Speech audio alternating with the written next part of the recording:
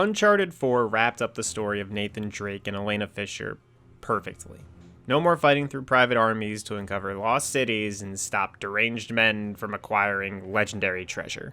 Nathan Drake is done with all that. But how can you have an Uncharted game without Nathan Drake? Easy, you just swap Nate out for the all-star best character in the series.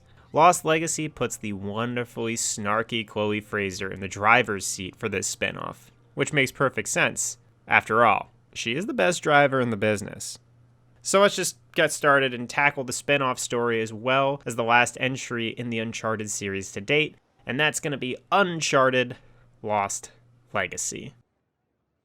The game starts in India with your hero and mine, Chloe Frazer, bartering with a little girl. The city they're in is in conflict due to the rise of a rebel army. Chloe sneaks into the rebel territory and rendezvous with former villain Nadine Ross. After the Libertalia incident, she's been fired from Shoreline and is now working for Chloe and helping her find the ancient artifact known as the Tusk of Ganesh.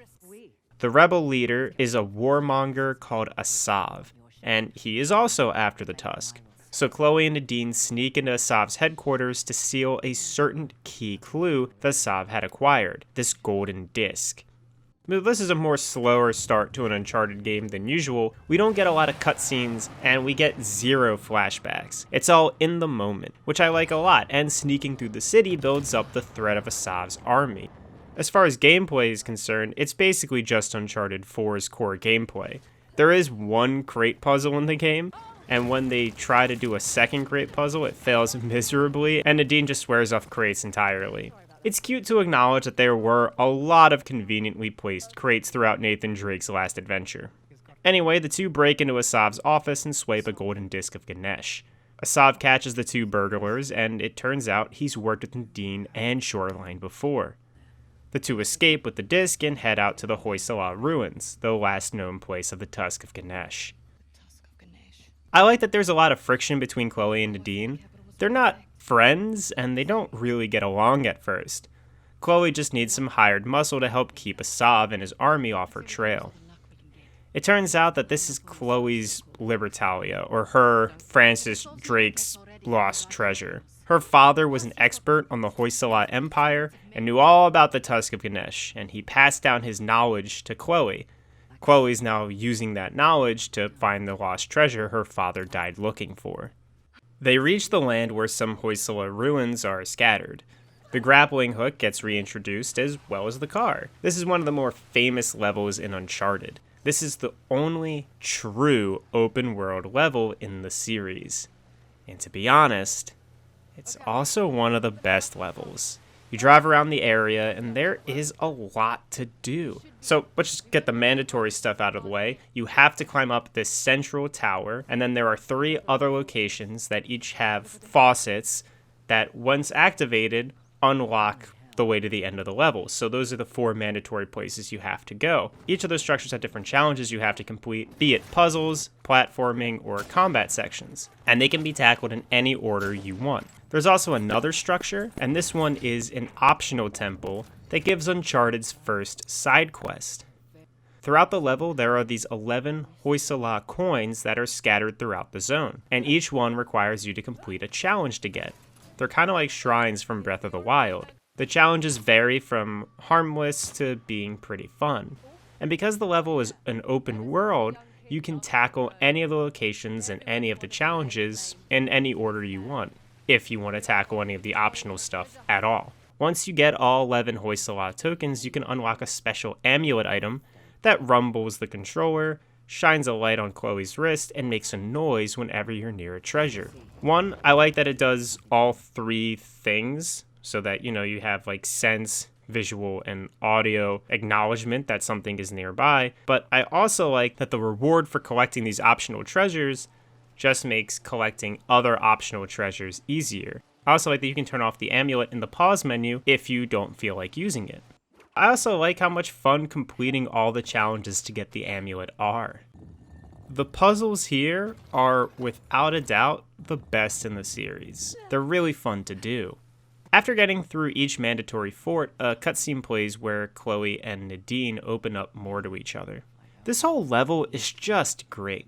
There are puzzles to solve, buildings to climb, outposts to blow up, and chests to lockpick. Yeah, I forgot. Chloe has the ability to lockpick certain weapon caches, and the caches usually are holding better than average guns. By the end of the level, Chloe and Nadine have improved on their friendship. Chloe has explained a good amount of Indian lore regarding the Hoysala Empire and the Tusk of Ganesh, and we've done a bunch of really good puzzles, had some fun combat sequences, and had a ton of great character moments. I mean, there are just so many small interactions between our two heroes that round them out to be very enjoyable characters. One of my favorite moments is definitely when Nadine comes across the gray monkeys, and it's very adorable. The treasure hunters open up the gateway to the fallen Hoysala city, and they gotta scale up these giant statues along a waterfall. And this section's just gorgeous. The game has a great sense of scale, and the environment design is really solid. I think that the platforming in the Uncharted series definitely peaks in Lost Legacy. Mechanically, it's the most engaging game of the series, but also having really big set pieces to do the more interactive platforming. They get inside the ruined city and they realize that this big fancy city was just a decoy for the Persian army long ago. That Tusk was never actually there. Instead, it was hidden in the old, even more ancienter city, Belor. As they start making their way to Belor, they run into Asav again. There's some good action sequences leading up to him, and the combat in Lost Legacy is basically the same as Uncharted 4. But when they get to Asav, they have a 2v1 fistfight against him, and he proves to be too much for them to handle. I like Asav as a villain. He's kind of like a Diet Lazarevich, just like a warlord who's very into his own ideas about strength. It's not super clear why he wants the Tusk of Ganesh. They say he can use it to rally people to his cause, but his cause is also kind of a little vague for me. It doesn't really matter too much, because this is just a dumb adventure game, and Asav is a good enough villain that you don't like him and that he's intimidating, and the pace of the game is pretty quick, so you don't spend too much time thinking about this stuff. My notes here say, I like seeing these two bumble around, and yeah, I do like seeing these two fumble their way around. Nathan Drake was a very endearing character, mainly because he was fumbling and bumbling his way through high-stakes situations, and watching Chloe and Nadine do the same thing is just as endearing. Now, throughout the game, Asav keeps mentioning that he has an expert on the Tusk of Ganesh guiding him, but every time this expert is brought up, Asav seems disappointed, or even angry. Chloe doesn't seem fazed at all by Asav's so-called expert, much to Nadine's confusion. Well, here we get to see why. Asav's expert is none other than Sam Drake, who has been leading the warlord in circles in order to stall him long enough for Chloe to get the tusk. Nadine is understandably pissed off at finding this out, and Chloe had left her in the dark about working with one of the men who ruined her life. The two have a brief falling out, but they reunite after taking down an APC. I like that they team up and reconcile, at least partially, during gameplay. Also, the fight against the armored car is actually pretty cool, because it's like a patrolling boss. This game also introduces C4 as a throwable weapon, and the C4 just works like a detonatable grenade, but it's new and different for the series, and I appreciate it for that. Nadine and Chloe get to the entrance of Belor, but Asav is already way ahead of them, along with a captured Sam Drake. We get a nice, quiet elephant ride, which I like a lot. Like I said before, this game has a lot of good little moments which really flesh out the characters and make them just more enjoyable to be around. Also here I want to talk about how Chloe can take pictures with her smartphone from time to time.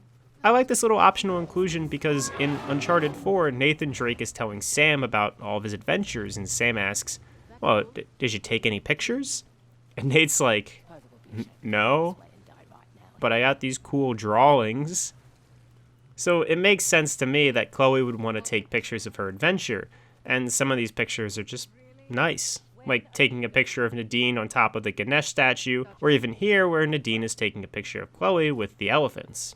After some platforming and combat, we get to this library section where a little Ganesh statue Chloe's been playing with all game, a trinket her dad had left her, is revealed to have come from the ancient city. It's a nice little moment since Chloe talks a lot about her father throughout the game and her relationship with him.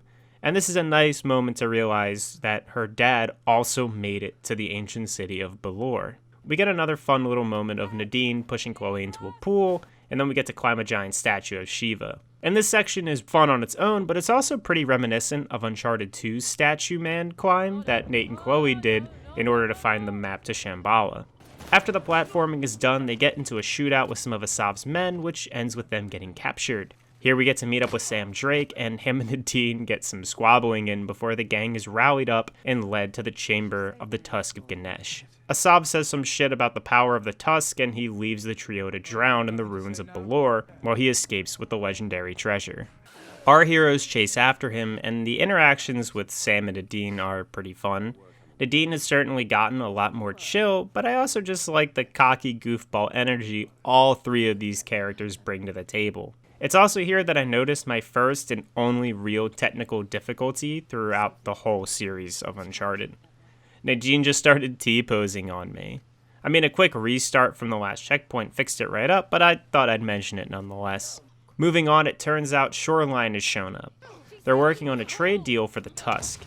Nadine goes a little wild at seeing her former company working with Asav, and then we fight through a few Shoreline goons and then get to a boss fight against a helicopter. Now, the idea with this fight is you gotta sneak around the area and lockpick a few RPGs to then blow up the chopper with. On a harder mode, there's just too many enemies, and they're always patrolling around the areas where you need to go. Even if you kill all of the enemies in the area, it feels like they just keep respawning.